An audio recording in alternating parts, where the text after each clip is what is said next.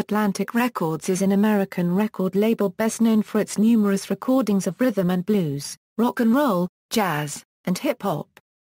Over its first 20 years of operation, Atlantic earned a reputation as one of the most important American recording labels, specializing in jazz, R&B and soul recordings by African American artists, a position greatly enhanced by its distribution deal with Stax Records. In 1967, Atlantic became a wholly owned subsidiary of Warner Brothers 7 Arts, now the Warner Music Group, and expanded into rock and pop music, signing Cream, Led Zeppelin, Yes and Foreigner. In 2004, Atlantic Records and its sister label Elektra Records merged into Atlantic Records Group. Craig Kallman is currently chairman of Atlantic Records. Label co-founder Ahmet Ertegün served as founding chairman until his death on December 14, 2006, at age 83. The label also has a number of deals with previously independent labels such as Must Destroy and VP Records. Early years: in 1944, brothers Nijui and Ahmet Ertegün elected to remain in the USA when their mother and sister returned to Turkey, following the death of their father Munir Ertegün, who had been the first Turkish ambassador to the United States. The brothers had become ardent fans of jazz and rhythm and blues music, amassing a collection of over 15,078 RPMs records. Ahmet ostensibly stayed on in Washington to undertake postgraduate music studies at Georgetown University, but immersed himself in the Washington music scene and decided to enter the record business, then enjoying a resurgence after wartime restrictions on the shellac Houston manufacture. He convinced the family dentist, Dr. Vadi Sabit, to invest $10,000 and recruited Herb Abramson, a dentistry student. Abramson had worked as a part-time A&R manager-producer for the jazz label National Records, signing Big Joe Turner and Billy Eckstine, and then founded Jubilee Records, but had no interest in its most successful artists and subsequently sold his share in Jubilee, investing $2,500 in the new Atlantic label. Atlantic Records was incorporated in October 1947 and was run by Abramson and Ertegün, while Abramson's wife Miriam ran the label's publishing company, Progressive Music, and did most office duties until 1949 when Atlantic hired its first employee, bookkeeper Francine Wackel, who remained with the label for the next 49 years. Miriam quickly gained a reputation for toughness, staff engineer Tom Dowd later recalled. Tokyo Rose was the kindest name some people had for her, and Doc Pomus described her as an extraordinarily vitriolic woman. When interviewed in 2009, she attributed her reputation to the company's chronic cash flow shortage. Most of the problems we had with artists were that they wanted advances, and that was very difficult for us. We were undercapitalized for a long time.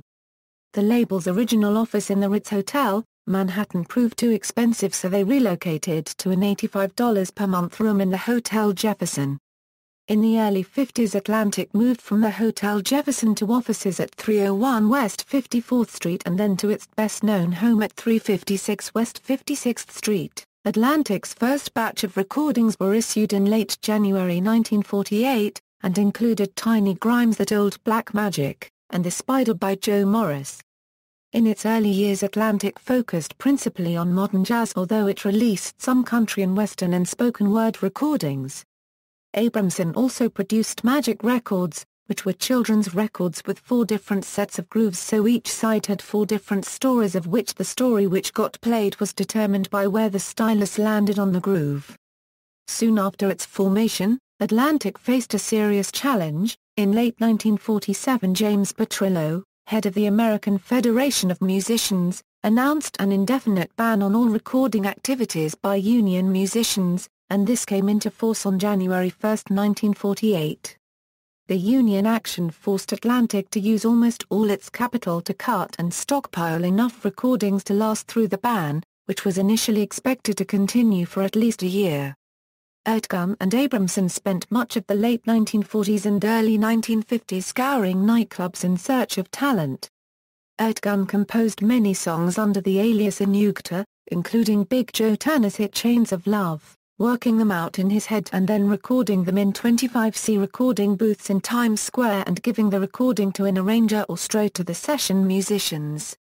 Early releases featured Joe Morris, Frank Cully, Art Pepper, Shelly Manne, Pete Rugolo, Tiny Grimes, the Delta Rhythm Boys, the Clovers, the Cardinals, Big Joe Turner, Errol Garner, Mal Waldron, Howard McKee, James Moody, Dizzy Gillespie, Jackie and Roy, Sarah Vaughan, Lead Belly, Sonny Terry, Professor Longhair, Mabel Mercer, Sylvia Sims, Billy Taylor, Mary Lou Williams, Sidney Bechet, Django Reinhardt, Earl Hines, Barney Bigard, Pee Wee Russell, Al Hibbler, Meade Lux Lewis, Jimmy Yancey, Johnny Hodges and Bobby Short. The hits begin. In early 1949 a New Orleans distributor phoned Ertegün trying to obtain Stick McKee's Drinking Wine, SPO DOD, which was unavailable due to the closure of McKee's previous label. Ertegün knew Stick's younger brother Brownie McKee, with whom Stick happened to be staying, so he contacted the McKee brothers and cut a re-recording. When released in February 1949, it became Atlantic's first hit, selling 400,000 copies and reaching number 3 in the Billboard R&B chart, although McKee himself earned just $10 for the session.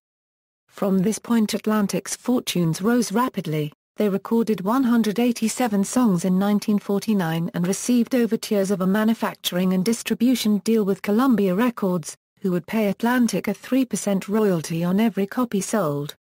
Ertegün asked about artists' royalties, which he paid, which surprised Columbia executives, who did not, which scuttled the deal.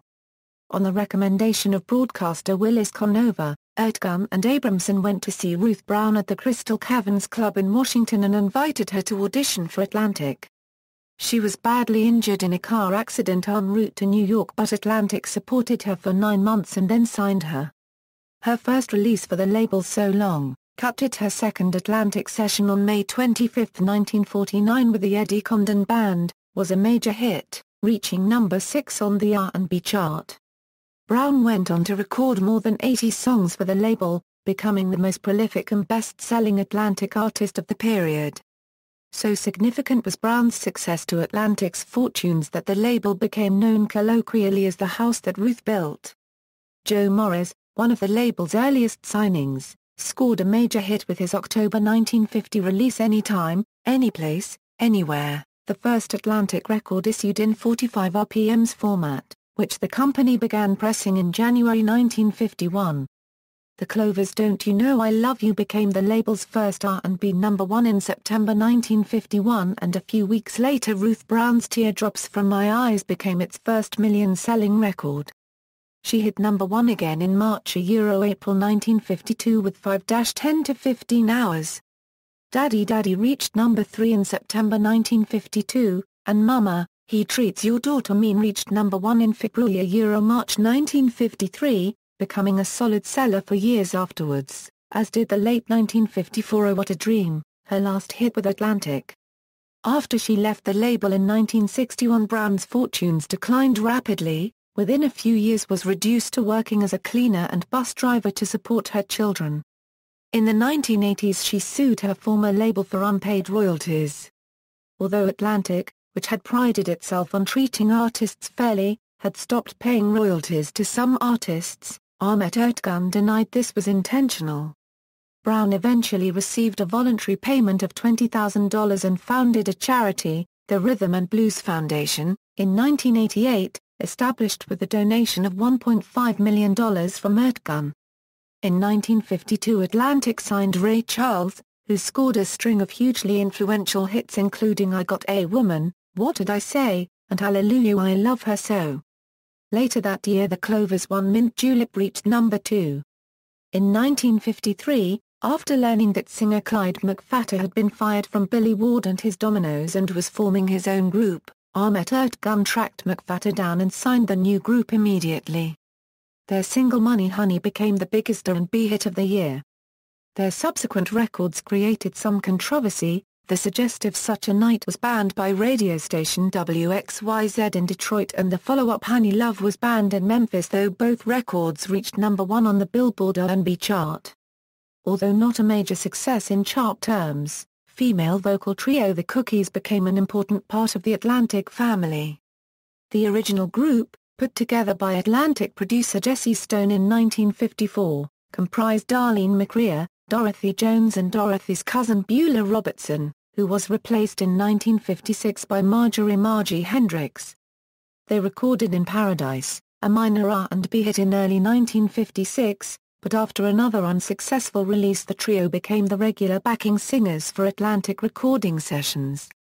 They performed on many hits in this period including Joe Turner's Corinna, and Lipstick, Powder and Paint, Chuck Willis' It's Too Late, and Ray Charles' Lonely Avenue, Drown in My Own Tears, and Nighttime is the Right Time, before being taken on by Ray Charles and renamed the Raw Elots. Tom Dowd, recording engineer and producer Tom Dowd played a crucial role in Atlantic's success. He initially worked for Atlantic on a freelance basis, but within a few years he had been hired as the label's full-time staff engineer. His recordings for Atlantic and Stax exerted a major influence on the history of popular music and he scored more hits than George Martin and Phil Spector combined. As Atlantic's studio engineer Tom Dowd oversaw many advances in production.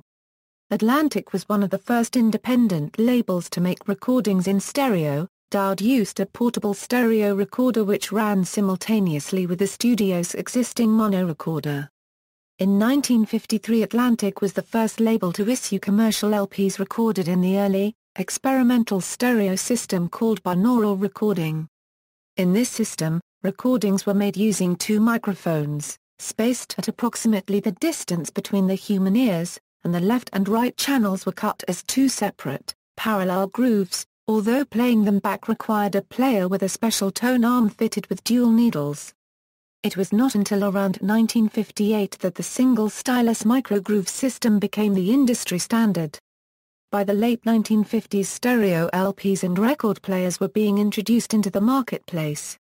Atlantic's early stereo recordings included Lover's Question by Clyde Mcphatter, What Am I Living For by Chuck Willis, I Cried a Tear by Lavern Baker, Splish Splash by Bobby Darin, Yakky to Yak by the Coasters and What Did I Say by Ray Charles. Although these were primarily 45 RPM's mono singles for much of the 1950s, Dowd stockpiled his parallel stereo takes for future release. In 1968 the label issued History of Rhythm and Blues, Volume 4 in stereo, and the stereo versions of Ray Charles' What Did I Say, and Nighttime is the Right Time were also included on the Atlantic anthology The Birth of Soul, The Complete Atlantic Rhythm and Blues Recordings, 1952–1959. Atlantic's New York studio was also the first in America to install multitrack recording machines, developed by the Ampex Company.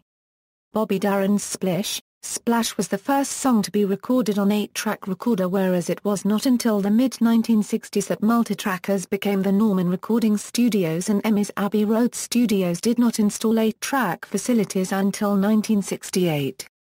The label entered the new LP market very early. Its first was a 10" album of poetry by Walter Benton, This Is My Beloved, narrated by John Dahl, with music by Vernon Duke in 1951. Atlantic was one of the first independents to press records in the new 45 RPM single format, and by 1956 the 45 had overtaken the 78 as the main sales format for singles.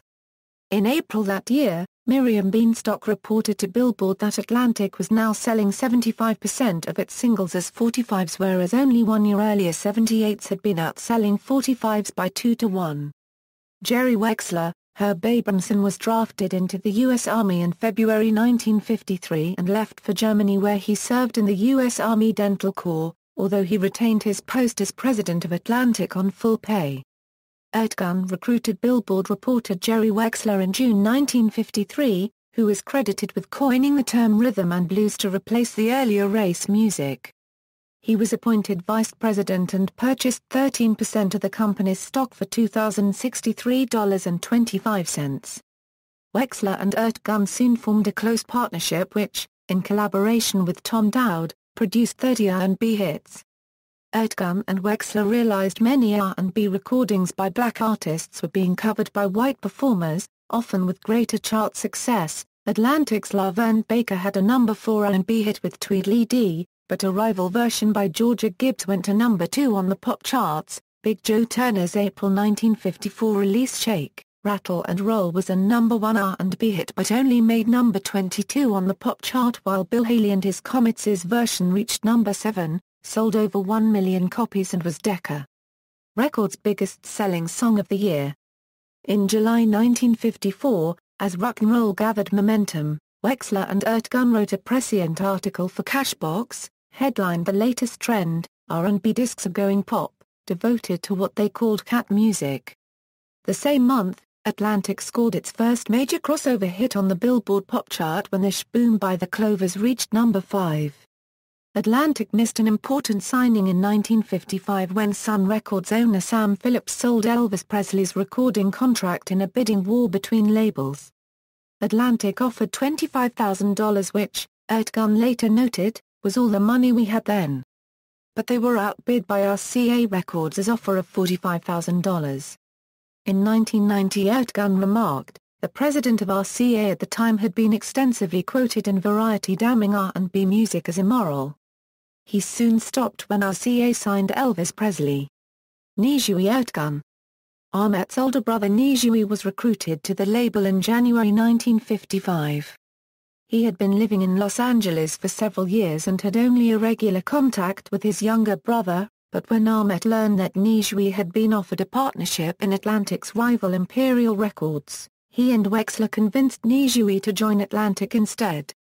Nijui headed the label's jazz division and built a strong roster, signing West Coast jazzers Shorty Rogers, Jimmy Gilworth, Herbie Mann and Les McCann, as well as Charles Mingus, John Coltrane and the Modern Jazz Quartet, who became a mainstay of the label, releasing 20 albums.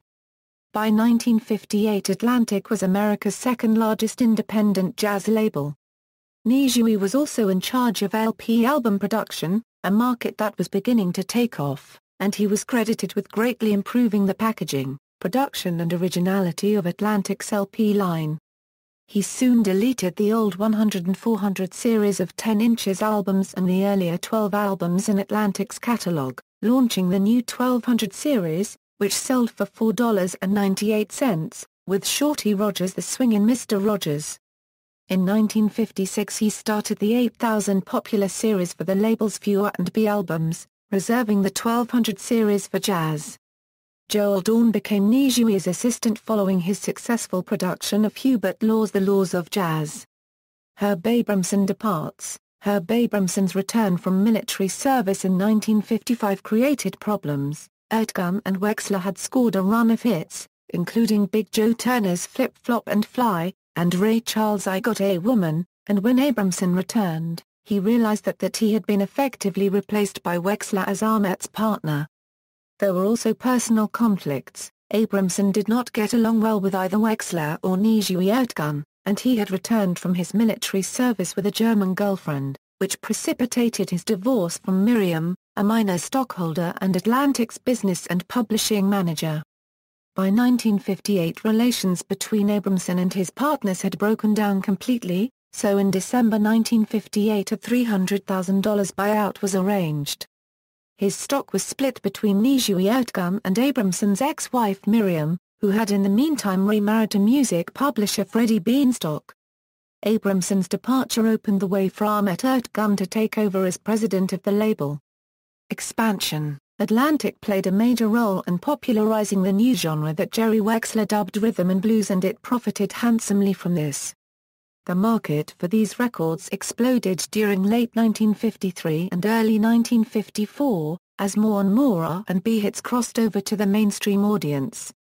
In its 10th anniversary feature on Atlantic, Billboard noted that previously, a very big R&B record might achieve 250,000 sales, but from this point on, the industry began to see million sellers, one after the other, in the R&B field.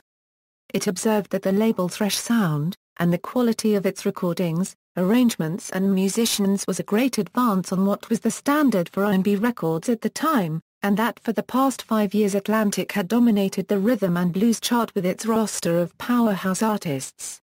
From 1954 onwards Atlantic created or acquired several important subsidiary labels, the first being the short-lived but significant Cat Records. By the mid-1950s, Atlantic had an informal agreement with Eddie Barclay's French label Barclay Records, and the two companies regularly exchanged titles, usually jazz recordings. Atlantic also began to get recordings distributed in the United Kingdom.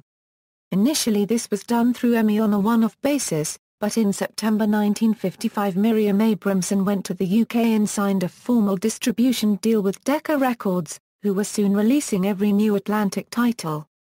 Miriam later recalled, "I was the one who came to England at the beginning to negotiate all those deals. I would deal with people there who were not really comfortable with women in business, so we would do business very quickly and get it over with. But they were charming. Sir Edward Lewis was wonderful, we became great friends. We kept in touch after I left Atlantic." A new subsidiary label, Atco Records, was established in 1955 as an effort to keep Abramson involved. East West was founded in September 1957. It initially concentrated on singles and featured an across-the-board roster of pop, rock and roll, rhythm and blues and rockabilly artists, and its first releases were by Jay Holiday, Johnny Houston and the Glowtones. After a slow start, Atco had considerable success with the Coasters and Bobby Darin. Darin's early releases had not been successful and Abramson planned to drop him, but Ertegün offered him another chance, and the session he produced yielded Splish Splash, which Darin had written in 12 minutes and which sold 100,000 copies in the first month and became a million seller. During 1958 a Euro 59 Darin's Queen of the Hop made the top 10 on both the US pop and R&B charts and also charted in the UK. Dream Lover, a multi-million seller, reached number 2 in the USA and became a UK number 1, and Mac the Knife went to number 1 in both the US and the UK, sold over 2 million copies and won the 1960 Grammy Award for Record of the Year.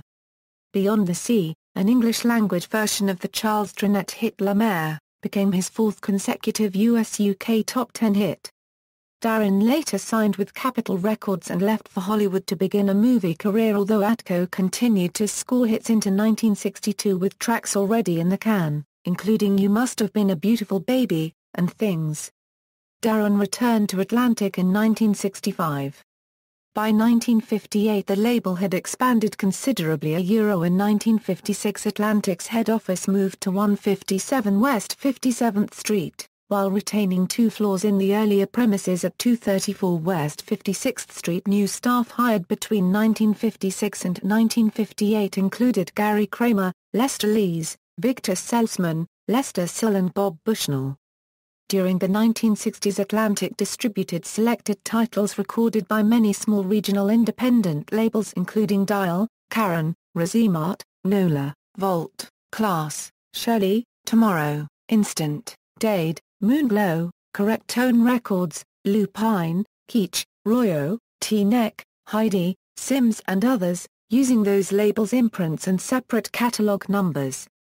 Labor, Stoller and Spector. In October 1955 Jerry Leiber and Mike Stoller scored a West Coast hit with Los Angeles-based vocal group The Robins, who released Smokey Joe's Cafe on the duo's own Spark Records label. Seeking a national outlet, they leased the master to Atco, and in November Atlantic purchased Spark and its catalog. Leiber and Stoller signed a landmark deal with Atlantic that made them America's first independent record producers. In 1956 2 members of the Robins, Carl Gardner and Bobby Nunn, formed the Coasters, who finally provided Atlantic with the crossover success it had been striving for. Their first Atco release was Down in Mexico, a top 10 R&B hit. The double-sided Young Blood / Searchin' followed, with both sides entering the pop top 10 after radio exposure and both charting for over 20 weeks. Searchin' reached number 3 and Young Blood number 8. Following Leiber and Stoller to New York, the Coasters then cut Yakety to Yak, featuring the saxophone of King Curtis, and this became Atlantic's first pop number 1. Charlie Brown made number 2 on both the pop and R&B charts in February 1959. Along Came Jones also reached a pop top 10, as did Poison Ivy. Little Egypt was their last hit, reaching number 21 in the pop chart. Leiber and Stoller also wrote the classic Ruby Baby for the Drifters, a 1956 number 13 R&B hit that featured Johnny Moore as lead vocalist. it became a pop standard and reached number 2 in 1962 when re-recorded by Dion. By 1958, the Drifters had undergone many lineup changes and their former popularity was waning. That May, after one of the members got into a fight with the manager of the Apollo Theatre, group manager George Treadwell sacked the entire lineup and recruited the members of the Five Crowns to become the new Drifters. Leiber and Stoller produced There Goes My Baby with this second incarnation, featuring a lead vocal by Benny King, who also co-wrote the song.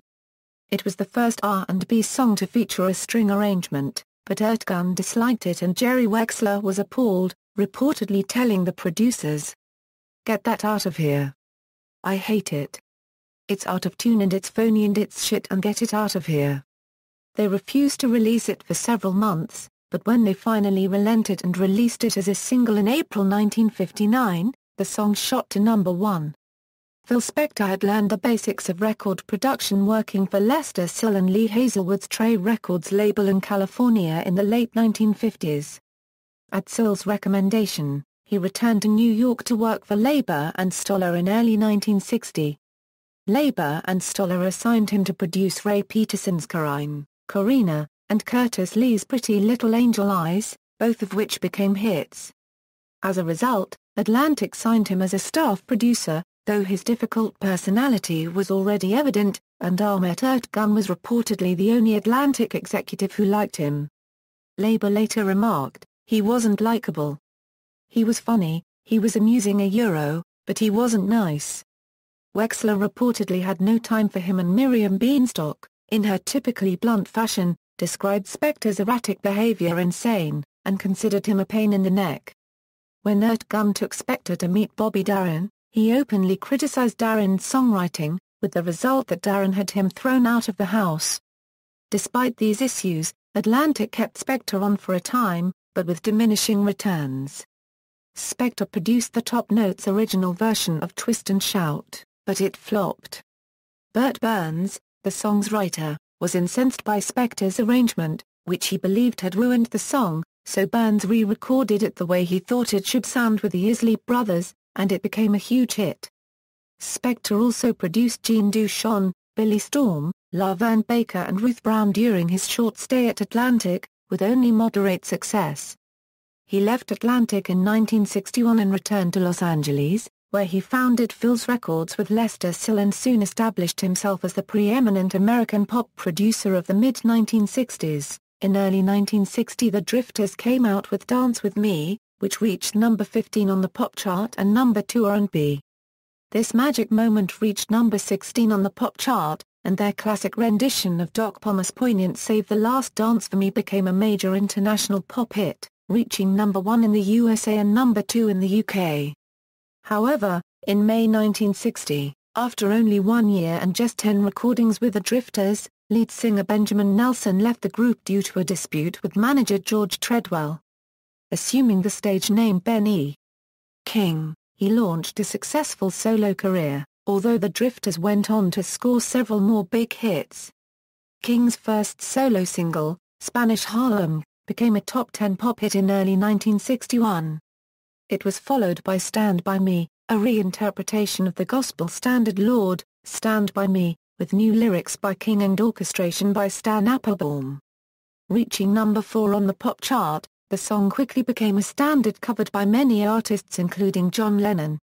It has since been included in the Rock and Roll Hall of Fame's 500 Songs That Shaped Rock and Roll listing, and in 2001 it was voted number 25 in the Songs of the Century poll conducted by the Recording Industry Association of America. In late 1962, the Drifters returned to the charts, fronted by new lead vocalist Rudy Lewis, performing hits recorded with Benny King on stage and TV. Up on the Roof, co-written by Jerry Goffin and Carole King, was another major crossover hit, making the top 5 on both the pop and R&B charts, and Man, Vile, Leiber, and Stoller's on Broadway made the top 10 on both charts. It has since been covered by many artists. The Drifters' last hit, Under the Boardwalk, was produced by Bert Burns and orchestrated by British arranger-producer-composer Mike Leander. Lead singer Rudy Lewis was found dead on the morning of the recording session and former lead singer Johnny Moore was brought in to replace him. Despite this tragedy, the song became a big hit, reaching number 4 on the pop chart and number 1 on the R&B chart, and went on to be covered by many other acts, including the Rolling Stones. The Leiber and Stoller Atlantic partnership was enormously successful, but by 1962 the relationship was deteriorating. The duo reportedly resented the credit accorded to Spector, but their own artistic and financial demands alienated the Atlantic executives. From the beginning, Miriam Beanstalk couldn't see why it was necessary to use them, and they infuriated Jerry Wexler by asking for producers' credits on record labels and sleeves, although this was grudgingly granted. The breaking point came when duo asked for a producer's royalty, which was also granted informally, but their accountant insisted on a written contract and also requested an audit of Atlantic's accounts. When this was carried out, it was found that Leiber and Stoller had been underpaid by $18,000. Although Leiber considered dropping the matter, Stoller insisted on pressing Atlantic for payment, but when they presented their request, Wexler exploded, telling them it would mean the end of their relationship with Atlantic. Leiber and Stoller backed down, but the showdown ended the partnership anyway. Ertegün and Wexler told them they would not be involved in the Drifters' next recording, giving the assignment to Phil Spector. Atlantic quickly filled the gap left by Leiber and Stoller's departure with the hiring of producer and songwriter Burt Burns, who had recently scored a major hit with his remake of Twist and Shout for the Isley Brothers. The ramifications of the split continued after Leiber and Stoller left Atlantic. In 1963 they set up Redbird Records with George Goldner. Although they scored major hits, the label's business position was precarious, so in late 1964 they approached Jerry Wexler, proposing a merger with Atlantic. When interviewed in 1990 for Ertegün's biography, Wexler declined to discuss the matter, but Ertegün himself claimed that these negotiations soon developed into a plan to buy him out. At this time, the Ertegün brothers and Wexler were in the process of buying out the company's other two shareholders, Dr. Sabbat and Miriam Beanstalk, and it was proposed that Leiber and Stoller would buy Sabbat's shares. Leiber, Stoller, Goldner, and Wexler pitched their plan to Ertegün at a fateful lunch meeting at the Plaza Hotel in New York. Though Leiber and Stoller were adamant it was not their intention to buy Ertegün out, Ahmet was aggravated by Goldner's high-handed attitude and became convinced that Wexler was conspiring with them. Wexler then told Ertegün that if he refused, Wexler would do the deal without him, but this was impossible since the Ertegün brothers still held the majority share, while Wexler only controlled about 20%. Ertegün nursed a lifelong grudge against Leiber and Stoller, and the affair drove an irreparable wedge between Ertegün and Wexler. Stax, Atlantic was doing so well in early 1959 that some scheduled releases were held back, and the company enjoyed 2 successive months of gross sales of over $1 million that summer, thanks to hits by the Coasters, the Drifters, Lavern Baker, Ray Charles, Bobby Darin and Clyde Mcphatter. However, only months later the company was reeling from the successive loss of its 2 biggest artists, Bobby Darin and Ray Charles, who together accounted for 1/3 of sales. Darin, who moved to the Los Angeles area, signed with Capitol Records. Charles signed a deal with ABC Paramount Records in November 1959 that reportedly included increased royalties, a production deal, profit sharing and eventual ownership of his master tapes. Wexler later commented, "It was very grim. I thought we were going to die," and Ertegün in 1990 disputed whether Charles had received the promised benefits. It led to a permanent rift between Charles and his former colleagues, although Ertegün remained good friends with Darin, who returned to Atlantic in 1966. Charles returned to Atlantic in 1977. Through 1961 €62 Leiber and Stoller's successes maintained the label's fortunes, and these were further enhanced by a licensing deal with a small Memphis-based independent label Stax Records, which would soon prove to be of enormous value. In 1960, Atlantic's Memphis distributor Buster Williams contacted Wexler and told him he was pressing large quantities of "'Cause I Love You," a duet between Memphis-based singers Carla Thomas and her father Rufus Thomas, which was released on a small local label called Satellite. Wexler contacted the co-owner of Satellite, Jim Stewart, who agreed to lease the record to Atlantic for $1,000 plus a small royalty. The deal included a $5,000 payment against a 5-year option on all other records. When Carla Thomas' first solo single, Gee Whiz, began to attract national attention in 1961, New York producer H.Y. Weiss went to Memphis to try to acquire the rights, but after examining the contract he told Wexler it gave Atlantic options on all Satellite recordings for the next 5 years.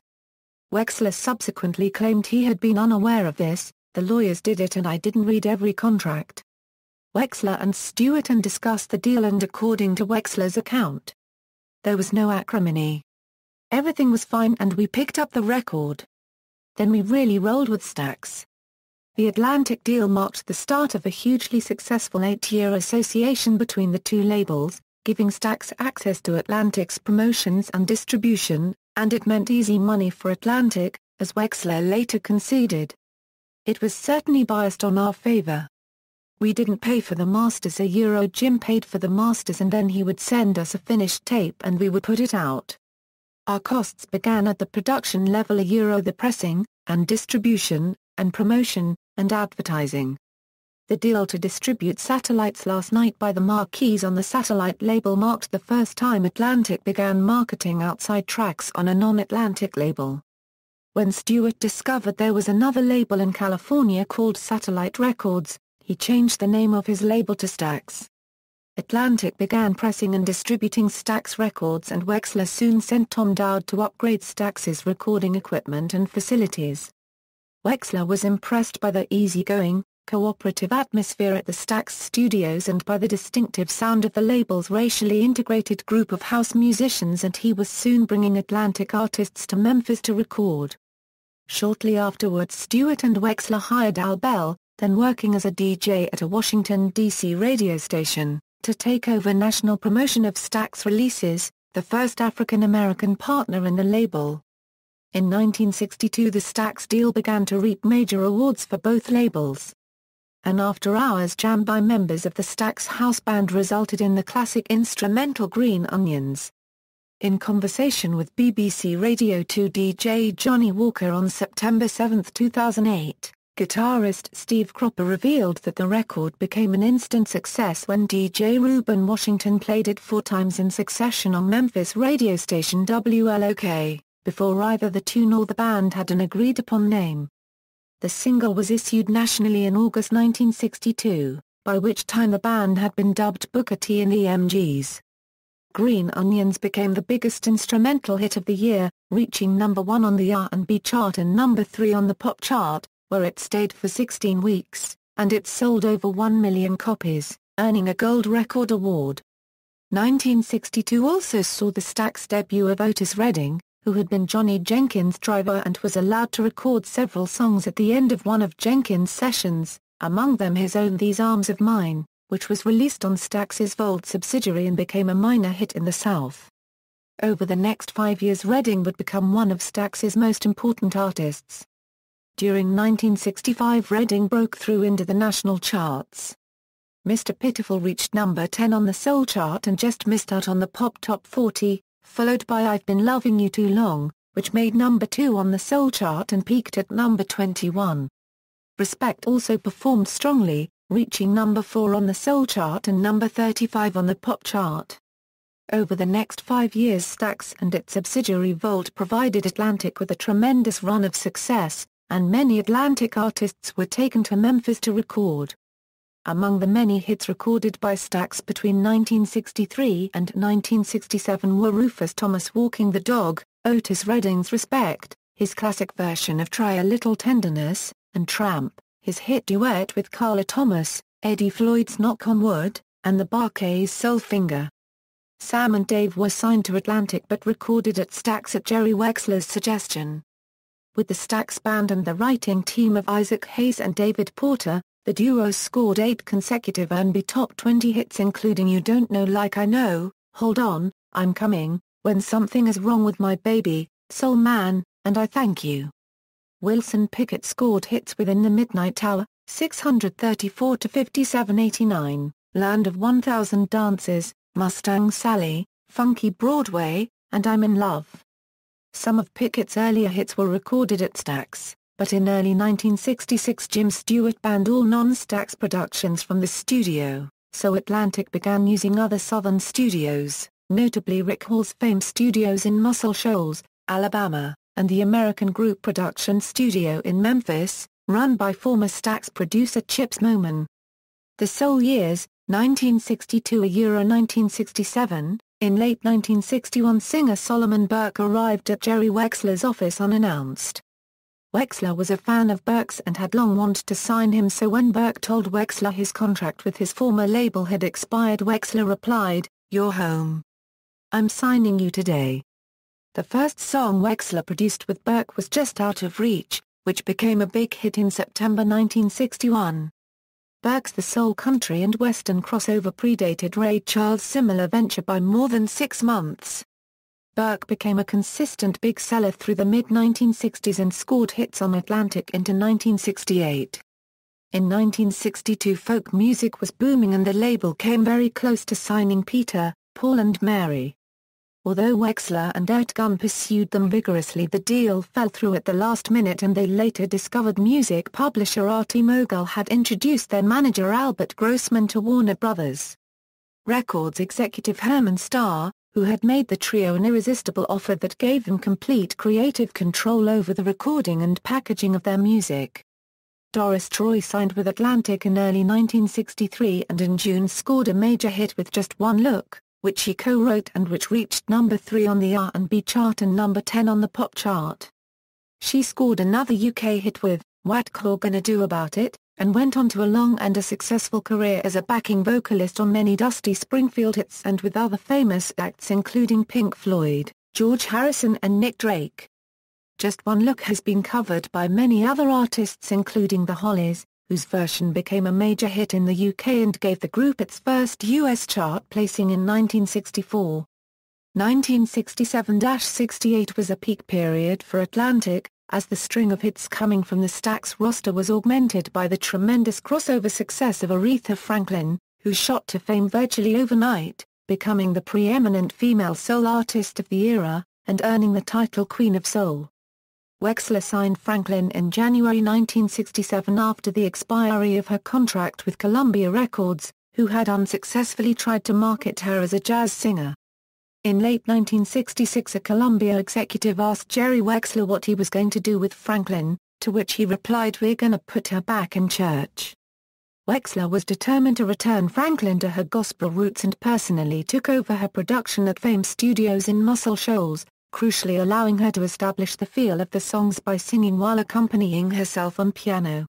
Although the session was fraught with tension, it yielded a double-sided hit which initiated a run of 7 consecutive singles that made both the US pop and soul top 10, and of which 5 were million sellers. I Never Loved a Man, Respect, Baby, I Love You, You Make Me Feel Like a Natural Woman, Chain of Fools, Since You've Been Gone, and Think. The mid-1960s British invasion led Atlantic to change its British distributor, since Decca did not give Atlantic access to its British recording artists, who mainly appeared in the US via their US subsidiary London Records. In 1966 Atlantic signed a new reciprocal licensing deal with Polydor Records. Thanks to Polydor's recent distribution deal with Robert Stigwood's Reaction label, the deal included newly formed British supergroup Cream, whose debut album was released on Atco in late 1966. In May 1967 the group came to Atlantic's New York studio to record their US breakthrough LP Disraeli Gears with Tom Dowd. It became a top 5 LP in both the US and the UK, with the single Sunshine of Your Love reaching number 5 on the Billboard Hot 100. Although Jerry Wexler was dismissive of the new developments in popular music, derisively dubbing the new generation of musicians as the Rockoids, Cream's American success marked the beginning of Atlantic's hugely successful diversification into the exploding rock music market, which would reap enormous rewards in the 1970s with signings such as Led Zeppelin, Yes, Crosby, Stills, Nash and Young and Bad Company.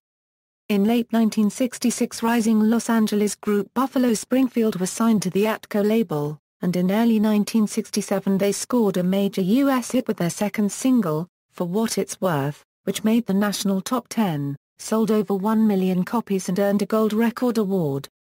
Despite this early breakthrough and Ahmet Ertegün's high hopes for the band, internal tensions and the drug-related deportation of Canadian-born bassist Bruce Palmer led to the band splitting up in May 1968 without achieving any further hits. However, former members Stephen Stills and Neil Young would go on to play a major role in Atlantic's rock success as members of 1970s supergroup Crosby, Stills, Nash and Young. In 1965, Jerry Wexler signed Los Angeles duo Sonny and Cher to Atco, and their first single for the label became an international smash hit. I Got You Babe spent 3 weeks at number 1 on the Billboard Hot 100 and sold more than 1 million copies in the USA, as well as reaching number 1 in the UK, where it sold 780,000 copies. Over the next 3 years the duo scored a string of hits, with a total of 5 top 20 US singles including the number 6 hit The Beat Goes On, and their debut album Look at Us reached number 2 on the US album chart in 1965. Acquisition by Warner Brothers. Despite the huge success Atlantic was enjoying with its own artists and through its deal with Stax, by 1967 Jerry Wexler was seriously concerned about the disintegration of the old order of independent record companies and, fearing for the label's future, he began agitating for it to be sold to a larger company. Label president Ahmet Ertegün still had no desire to sell, but the balance of power had changed since the abortive takeover attempt of 1962. Atlantic's original investor Dr. Vadi Sabit and minority stockholder Miriam Beanstalk have both been bought out in September 1964, and the other remaining partner, Nejui Ertegün, was eventually convinced to side with Wexler. Since they jointly held more stock, Ahmet was obliged to agree to the sale. In October 1967 Atlantic was sold to Warner Brothers 7 Arts for $17.5 million, although all the partners later agreed that it was a poor deal which greatly undervalued Atlantic's true worth. Initially, Atlantic and Atco operated entirely separately from WBSA's other labels, Warner Brothers and Reprise Records, and WBSA's management did not interfere with the music division, since the ailing movie division was losing money, while the Warner Recording division was booming. By mid-1968 Warner's recording and publishing interests were generating 74% of the group's total profits. The sale of Atlantic Records activated a clause in the distribution agreement with Stax Records calling for renegotiation of the distribution deal, and at this point the Stax partners discovered that the deal gave Atlantic ownership of all the Stax recordings Atlantic distributed. The new Warner owners refused to relinquish ownership of the Stax masters, so the distribution deal ended on May 1968. Atlantic continues to hold the rights to Stax recordings they distributed in the 1960s. In the wake of the takeover, Jerry Wexler's influence in the company rapidly diminished. By his own admission, he and Ertegün had run Atlantic as utmost despots, but in the new corporate structure, he found himself unwilling to accept the delegation of responsibility that his executive role dictated. He was also alienated from the rockoid white acts that were quickly becoming the label's most profitable commodities, and dispirited by the rapidly waning fortunes of the black acts he had championed, such as Ben E. King and Solomon Burke. Wexler ultimately decided to leave New York and move to Florida. Following his departure, Ertegün, who had previously taken little interest in Atlantic's business affairs, took decisive control of the label and quickly became a major force in the expanding Warner Music Group. During 1968 Atlantic established a new subsidiary label, Cotillion Records.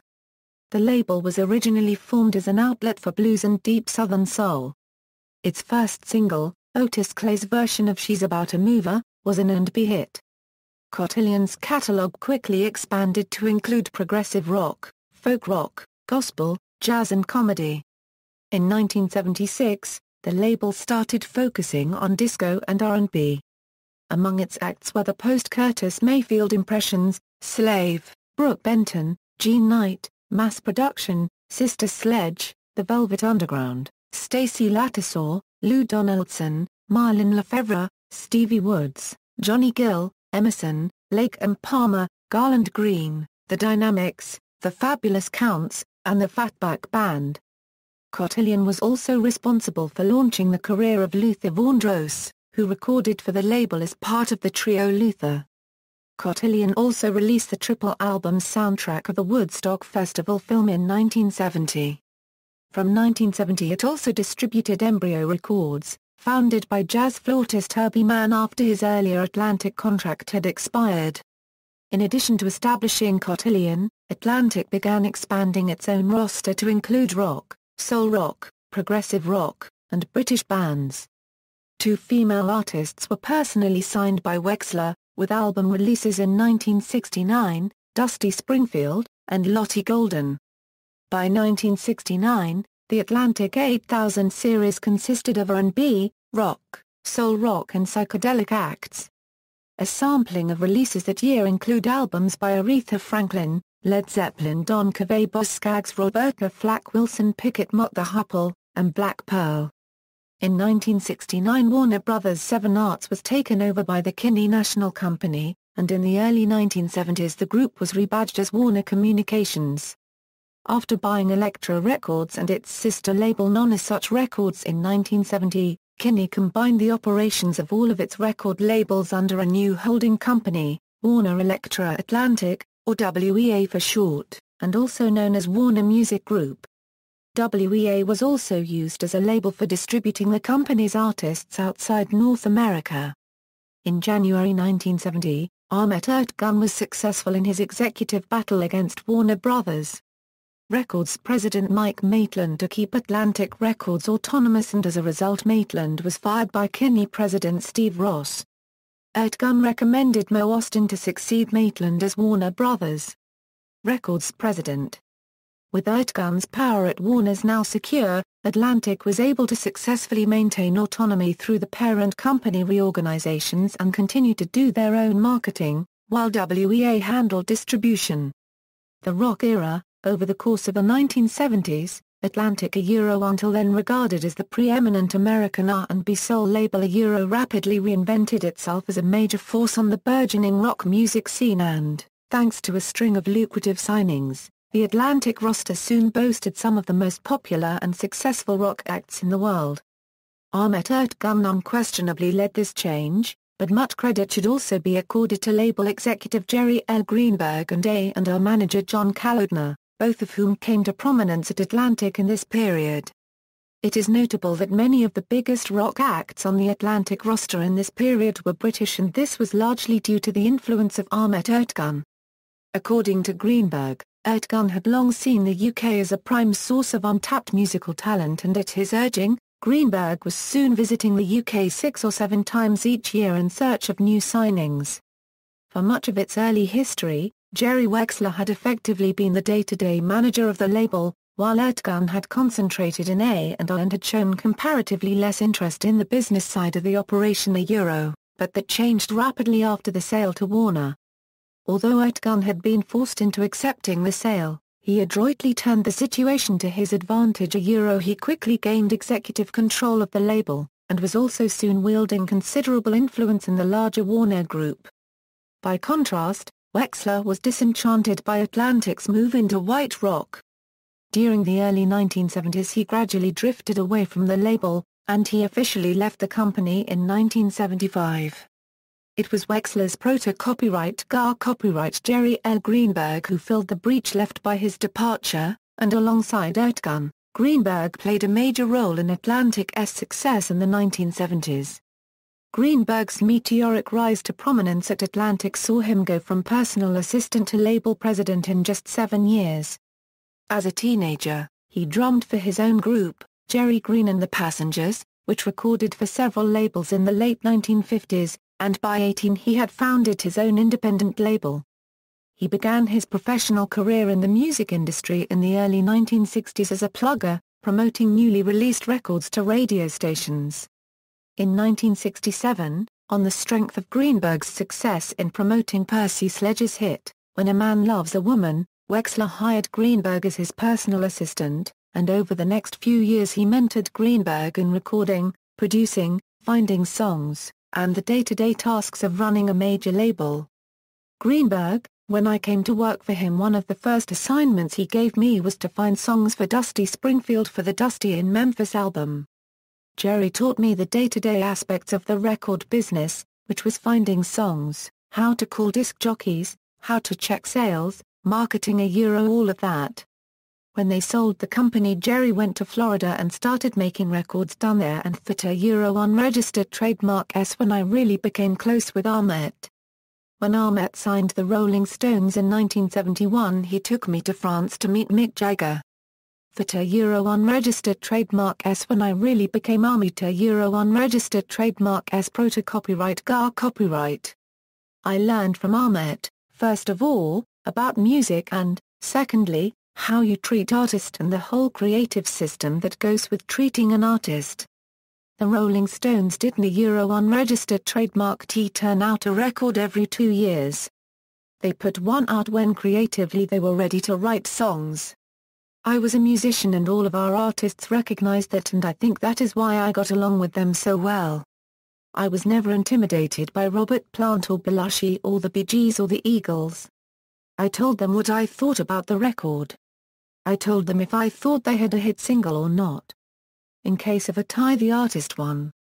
It was that simple. Ahmet really taught me how to be a diplomat when it came to certain situations with artists and managers, and it was an extremely wonderful relationship. It was almost like a father-son relationship. In 1969, Greenberg was appointed as general manager of the label.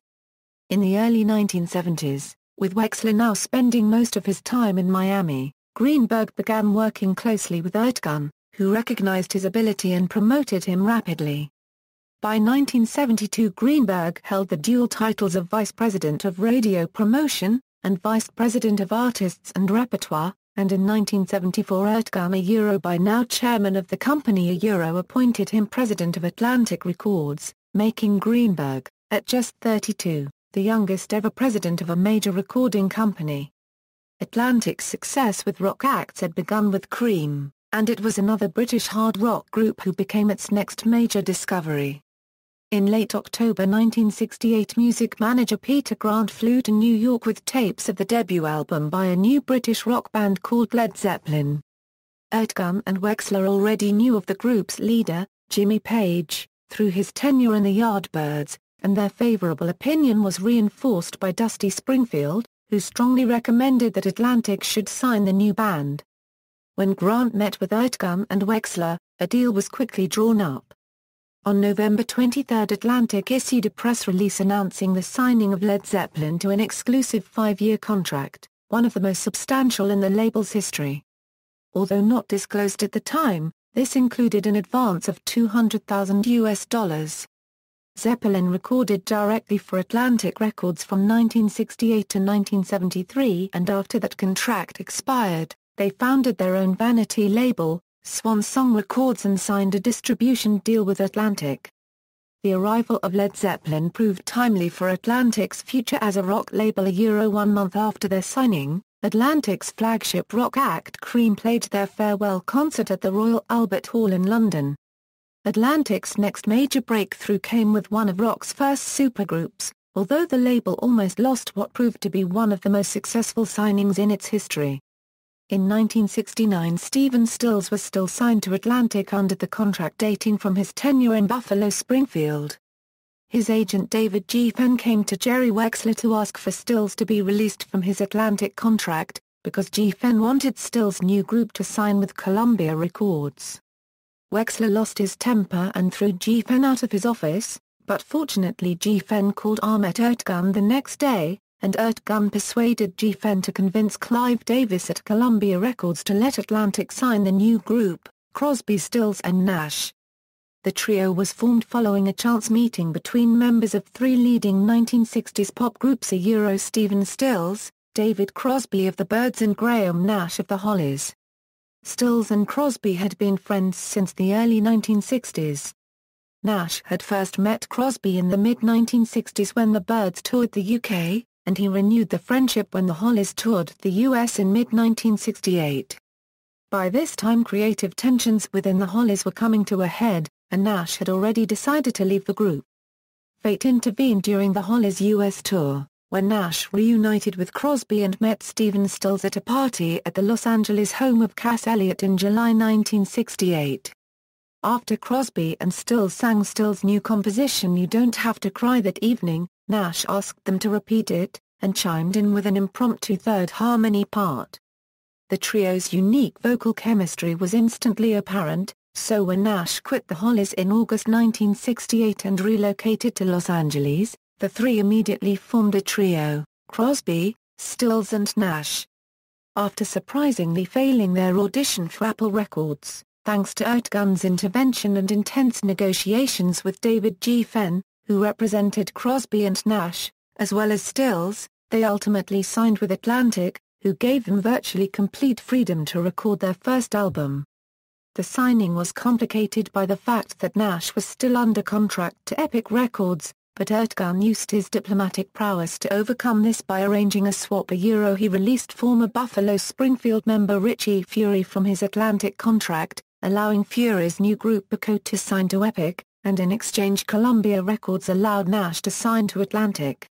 In the event, Ertegün and Atlantic were the clear winners. Atco achieved moderate success for Epic, but Crosby, Stills and Nash's self-titled debut album became a huge and enduring hit. It reached number 6 on the Billboard album chart, spawned 2 U.S. top 40 singles, became a multi-platinum seller and eventually earned a place in the Rolling Stone list of the 500 greatest albums of all time. With their commercial breakthrough, CSN needed to recruit extra members to allow them to tour, since Stephen Stills had played almost all the instruments on their first album. They first added session player Dallas Taylor as their drummer. Stills' former Buffalo Springfield bandmate Bruce Palmer was initially hired as the bassist, but he was subsequently removed and replaced by Motown bassist Greg Reeves before the group recorded again. It was Ertegün who suggested the final member of the quintet, another of Stills' former Buffalo Springfield bandmates, Neil Young. The new lineup embarked on a short U.S. tour, and their profile was immeasurably enhanced by only their second live performance, which took place at the epochal Woodstock Festival. The recording of the CSNY album displayed a previously unheard-of level of indulgence by their record company, with Stills estimating that they spent some 800 hours in the studio, although this investment was quickly recouped when our copyright Ja Vu was released in March 1970. It became a huge hit, reaching number 1 on the Billboard album chart and generating 3 hit singles. It was soon followed by another top 20 single, the non-album track Ohio. In contrast to the laboriously recorded album tracks, Young wrote the song immediately after seeing photos of the infamous Kent State shootings in Life magazine. The group went to the studio later that day and the track was cut, live, in just a few takes. It was rush-released in June 1970, hitting the shops only weeks after the event it protested. Fueled by their huge success as a group, all 4 main members of CSNY released their own solo albums over the next few months. Stills, Crosby and Nash released their debut solo albums on Atlantic during 1970. 71, each featuring stellar supporting casts of backing musicians alongside the other members of CSNY. Stills' album was a major hit, reaching number 3. Crosby's If I Could Only Remember My Name reached number 14 and Nash's Songs for Beginners reached number 15, with the single Chicago, reaching number 35. In the meantime, Atlantic had released CSNY's second album, the 2-LP Live Set 4-Way Street, which also went to number 1 and earned a Gold Record Award, but by the time it had reached stores the group had already split. Despite this, Atlantic enjoyed continued success with the various members. Stills' next 2 LPs both made the US top 10, as did Crosby and Nash's 1972 duo album. The group briefly reformed in 1974 for a hugely successful stadium tour, and although plans for a new album were scuppered by the band's legendary infighting, the hastily compiled anthology so far still managed to top the US album chart. Concurrently, Led Zeppelin were fast becoming one of the biggest acts in the world, earning millions for Atlantic. Despite some early negative critical reactions, their 1969 debut album took off rapidly, going top 10 in the US and the UK, where it remained on the charts for 73 weeks and 79 weeks respectively, and also charting as a top 10 album in Spain and Australia.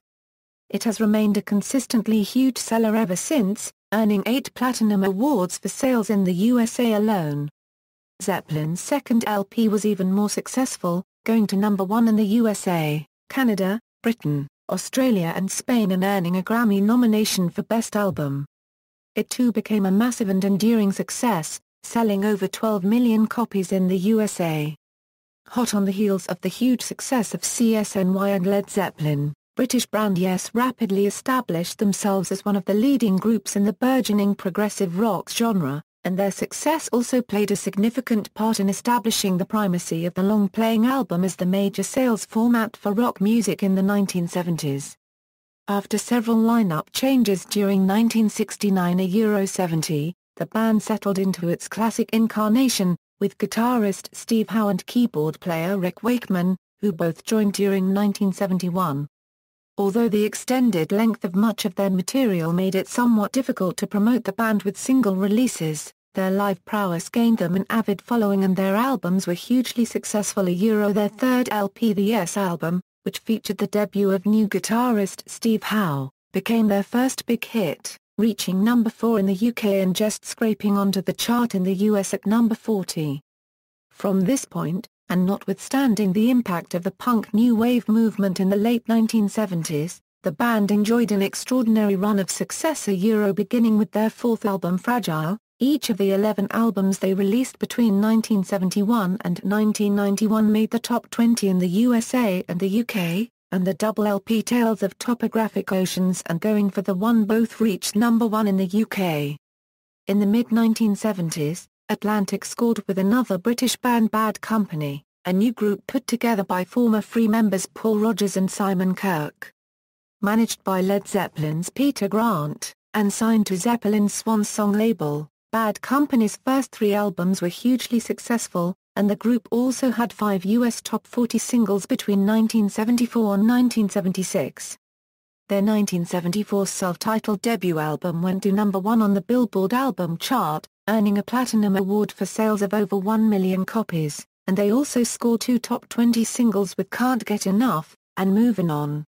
Their second album Straight Shooter reached number 3 on the Billboard album chart and spawned another 2 hits, Good Lovin' Gone Bad, and Feel Like Makin' Love, number 10. Their next LP run with the Pack earned the group a third platinum certified album, reaching number 5 on the Billboard chart, and their cover of the Atlantic classic Young Blood, the breakthrough hit for the Coasters back in 1957, peaked at number 20 on the US charts. After this run of heady success, however, their fourth album Burnin' Sky sold poorly compared to the previous 3, and the title track single failed to reach the top 40, only getting to number 78. The band's fortunes revived with their next album, Desolation Angels, which reached number 3 on the Billboard charts and again had 2 charting singles, Rock'n'Roll Fantasy, and Gone Gone Gone. Unfortunately, this renewed success was short-lived. Manager Peter Grant lost interest in the music scene after the untimely death of his close friend, Led Zeppelin drummer John Bonham, in September 1980, and as a result both Led Zeppelin and Bad Company subsequently split up. Much of Atlantic's renewed success as a rock label in the late 1970s can be attributed to the efforts of renowned A&R manager John Kalodner. In 1974 the former photographer, record store manager and music critic joined Atlantic's New York publicity department. In 1975 Kalodner moved to the A&R department, rose rapidly through the ranks, and in 1976 he was promoted to become Atlantic's first West Coast director of A&R. Over the next 4 years he was instrumental in signing a string of major acts including Foreigner, AC/DC, Peter Gabriel and Phil Collins. Kalodner built his reputation by signing acts that other labels had turned down, and perhaps the most significant example of his achievements in this area was his championing of Anglo-American band Foreigner. The group was the brainchild of expatriate British musicians Mick Jones and Ian MacDonald, one of the founding members of King Crimson. The demo tapes of the songs that eventually became their debut album were famously rejected by almost every major label, including Atlantic although their tenacious manager Bud Prager later revealed that, in retaliation for a previous bad deal, he deliberately didn't approach CBS. Prager persisted with Atlantic, even though their A&R department and label president Jerry Greenberg repeatedly rejected Foreigner. It was Kalodner's dogged belief in the group that finally convinced Greenberg to allow Kalodner to sign them and take them on as his personal project. Even then, Kalodner was turned down by 26 producers before he found someone willing to take on the project. Despite all the resistance, Kalodner's belief in Foreigner was totally vindicated by the group's massive success. Their 1976 debut single Feels Like the First Time reached number 4 on the Billboard singles chart. Their self-titled debut album sold more than 4 million copies, and the subsequent singles from the album kept the group in the U.S. charts continuously for more than a year. In the years that followed, Foreigner became one of Atlantic's biggest successes, and one of the biggest-selling groups in history, scoring a string of international hits and selling more than 80 million albums worldwide, including 37.5 million albums in the USA alone. In 1978 Atlantic finally broke the leading UK progressive group Genesis as a major act in the USA. Ahmet Ertegün had first seen them perform in the Midwest on one of their early American tours, and it was on this occasion that he also became an ardent fan of their drummer-vocalist, Phil Collins. Jerry Greenberg signed the group to Atlantic in the USA in 1973 on Ertegün's advice, but although they were very successful in Europe, Genesis remained at best a cult act in America for most of the 70s. In the meantime, original lead singer Peter Gabriel had left the group in 1975, followed in 1977 by lead guitarist Steve Hackett, reducing the group to a three-piece. Ertegün was directly involved in the recording of the band's 1978 album. And then there were three, personally remixing the album's projected first single Follow You, Follow Me. Although the group didn't use this version, it guided them in their subsequent production. Collins later commented, "We didn't use his version, but we knew what he was getting at. He saw something more in there that wasn't coming out before." The released version of Follow You, Follow Me gave Genesis their first hit single in the USA. The album became their first American gold record, and the experience resulted in Ertegün and Collins becoming close friends. By 1979 Genesis drummer-singer Phil Collins was considering branching out into a solo career. Reacting to the acrimonious breakup of his first marriage, he had begun writing and recording new songs at home, which were considerably different from the material he had been recording with Genesis. Although many in the industry reportedly discouraged him from going solo, Collins was strongly supported by Ertegün, who encouraged him to record an album after hearing the R&B-flavored demo tapes Collins had recorded in his garage. Ertegün also insisted on changes to the song that became Collins' debut single. After hearing the song's sparsely arranged opening section, Ertegün said, "Where's the backbeat, man? The kids won't know where it is. You've got to put extra drums on it." Collins replied, "The drums come later," to which Ertegün retorted, "By that time the kids will have switched over to another radio station." Acceding to Ertegün's demand, Collins took the unusual step of overdubbing extra drums on the finished master tape, and he later commented, "He was quite right." Although his close friendship with Ertegün helped Collins launch his solo career, the fact that he eventually signed to Atlantic in the USA was apparently as much by luck as by design. By early 1980, when Collins was recording his solo album, the record industry was suffering greatly from the impact of the worldwide economic recession, and many labels were beginning to cull their rosters and drop acts that weren't providing major returns. At this same time, Genesis' contract with Atlantic was up for renewal, and Collins was yet to sign as a solo artist. As part of the negotiations, Collins and his bandmates wanted their own vanity label, Duke Records, but according to Kalodner, and despite of Ertegün's personal interest, the group's demands, and their relatively modest performance in the USA made Atlantic executives ambivalent about the deal. Kalodner was overseeing the recording of Collins' solo album while Atlantic were vacillating about signing the band and Collins, but it was at this point that Kalodner was abruptly dismissed from Atlantic, although he was almost immediately recruited to head the A&R division at the newly formed Geffen Records.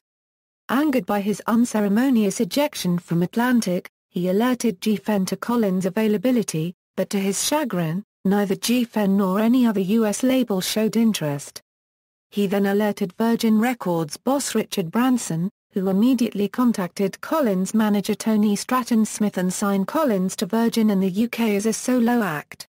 Ultimately, Atlantic resigned Genesis and signed up Collins to a solo contract, and when it was released later that year, Collins' debut solo single became a huge hit, aided by its music video, which was given heavy exposure on the newly launched MTV cable music TV channel, In the Air Tonight, topped the charts in many countries including the USA, and his album Face Value sold more than 5 million copies. Collins went on to enjoy colossal solo success in parallel with his continuing career in Genesis, and he is now recognized as one of the most successful recording artists in history, with solo sales of more than 150 million albums. Although much maligned by rock critics and the tabloid press, Collins has earned the remarkable distinction of being one of only 3 performers who have sold over 100 million albums worldwide, both as solo artists and as principal members of a band. Kalodner had also signed Collins' former bandmate Peter Gabriel, and Atlantic released the first 2 of Gabriel's 4 self-titled solo albums in America. The first album was moderately successful, spawning the UK hit single Salisbury Hill, but his second album did not fare as well, although it did reach number 10 on the UK album chart. Kalodner had heard some early recordings Gabriel was making for his next album, and reportedly loved the 2 very commercial tracks he was played, but when the final master was delivered, the 2 commercial tracks were missing, and Kalodner was incensed by what he felt was a very eccentric and uncommercial album. In one of the rare missteps in his career, Kalodner advised Ertegün and Greenberg that they should reject the album and that they should consider dropping Gabriel from the label.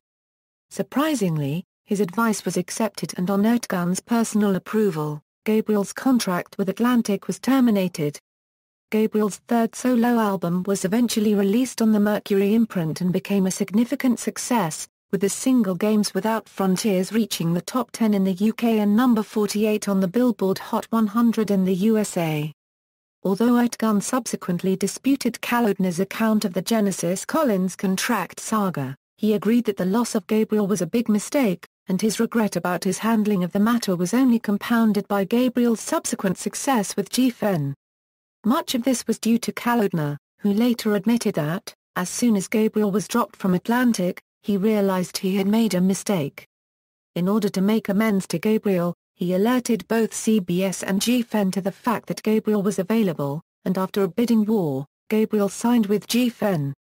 They released his 4th solo album in 1984 to wide acclaim, and Gabriel scored a minor US hit with the single Shock the Monkey.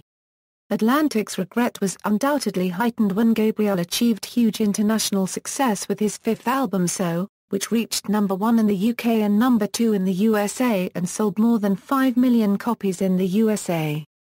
The irony was further compounded by the fact that Gabriel scored a US number 1 hit with the R&B-influenced single Sledgehammer, which featured the legendary Memphis horns, and which Gabriel later described as "my chance to sing like Otis Redding."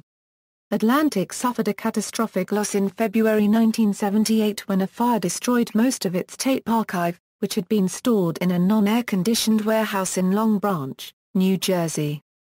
Although master tapes of the material in Atlantic's released back catalog fortunately survived due to being stored in New York, the fire destroyed or damaged an estimated 5,000 to 6,000 reels of tape, including virtually all of the company's unreleased master tapes, alternate takes, rehearsal tapes and session multi-tracks recorded between 1948 and 1969. Atlantic was one of the first labels to record in stereo. Many of the tapes that were lost were stereo alternates recorded in the late 1940s and 1950s, as well as almost all of the 8-track multitrack masters recorded by Tom Dowd in the 1950s and 1960s. According to Billboard journalist Bill Holland, news of the fire was kept quiet, and one Atlantic staffer who spoke to Holland reported that he did not find out about it until a year later. Fortunately, reissue producers and archivists subsequently located some tapes that were at first presumed lost, but which had survived because they had evidently been removed from the New Jersey archive years earlier and not returned. During the compilation of the Rhino Atlantic John Coltrane boxed set, producer Joel Dawn located supposedly destroyed outtakes from Coltrane's seminal 1959 album Giant Steps, plus other treasures including Bobby Darin's original Atco demo of Dream Lover. Atlantic archivists have since rediscovered other lost material including unreleased masters, alternate takes and rehearsal tapes by Ray Charles, band piano man Walls, Ornette Coleman, Lenny Tristano and Lee Konitz. In May 1988, the label held a 40th anniversary concert, broadcast on HBO. This concert, which was almost 13 hours in length, featured performances by a large number of their artists and included reunions of some rock legends like Led Zeppelin and Crosby, Stills, and Nash. Your Pitiful Dispute. In 2006, the label denied Weird Al Yankovic permission to release You're Pitiful, a parody of James Blunt's You're Beautiful, despite Blunt's own approval of the song. Atlantic said that it was too early in Blunt's career, and that they did not want Blunt to become a one-hit wonder. Although Yankovic could have legally gone ahead with the parody anyway, his record label, Volcano Entertainment, thought that it was best not to go to war with Atlantic. The parody was released onto the internet as a free download. Later he recorded 2 more parodies, White and Nerdy, and Do I Creep You Out, to replace You're Pitiful. Yankovic, afterward, began wearing t-shirts reading Atlantic Records sucks while performing live. In addition, the music video for White and Nerdy depicts Yankovic vandalizing the Wikipedia article for Atlantic Records, replacing the whole page with You Suck in excessively large type. Recent developments: Warner Communications merged with Time Incorporated in 1990, forming Time Warner. That same year, Jimmy Iovine founded Interscope Records, which Atlantic owned a 50% stake in. Interscope released notable gangster rap titlers Many in conjunction with Death Row Records. Pressure from activist groups opposed to gangster rap, however, later led to parent company Time Warner's decision to sell Atlantic's stake in the label to MCA in 1995. A country music division, which was founded in the 1980s, was closed in 2001. This branch included acts such as Neil McCoy, Tracy Lawrence and John Michael Montgomery, all of whom were transferred to Warner Brothers. Records Nashville Division. The Atlantic Nashville Division was revived in 2008 with Zac Brown Band and Jesse Lee being signed to it. Time Warner sold Warner Music Group to a group of investors for $2.6 billion in late 2003. The deal closed in early 2004, consolidating Elektra Records and Atlantic into one label operated in the eastern United States. In 2007, the label celebrated its 60th anniversary with a May 2 PBS broadcast of the American Masters documentary Atlantic Records, The House That Ahmet Built, and the simultaneous Starbucks CD release of Atlantic's 60th anniversary, R&B classics chosen by Ahmet Ertegün. That year also saw Atlantic reach a milestone for major record labels. More than half of its music sales in the United States are now from digital products, like downloads on iTunes and ringtones for cell phones, doing so without seeing as steep of a decline in compact disc sales as the rest of the industry. Notable sublabels: Big Beat Records, Big Tree Records, Cotillion Records, Eardrum Records, Findar Records, First Priority Music, Grand Hustle Records, La Soul Records, Maybach Music Group, Stone Flower Records, TAG Recordings, Vortex Records. Fueled by Raman. See also, List of current Atlantic Records artists, List of former Atlantic Records artists, Atlantic Records Group, List of Atlantic Records artists, List of record labels, 0-9, Atlantic Records discography, references. External links: official website, Warner Music Group page about the Atlantic Records Group, Atlantic Records, The House That Ahmet Built television documentary and PBS American Masters series, Atlantic Records' channel on YouTube, Atlantic US UK and our team contact list.